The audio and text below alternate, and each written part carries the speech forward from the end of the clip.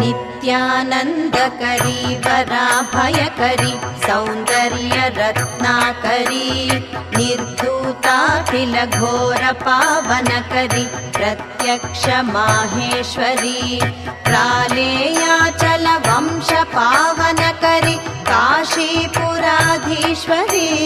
भिक्षां देहि कृपावलम्बनकरी मातान्नपूर्णेश्वरी नानारत्नविचित्रभूषणकरी हेमाम्बराडम्बरी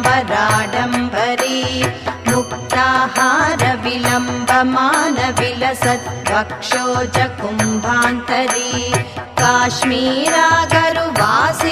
रुचिकरी काशीपुराधीश्वरी भिक्षां देहि कृपावलम्बनकरी मातान्नपूर्णेश्वरी।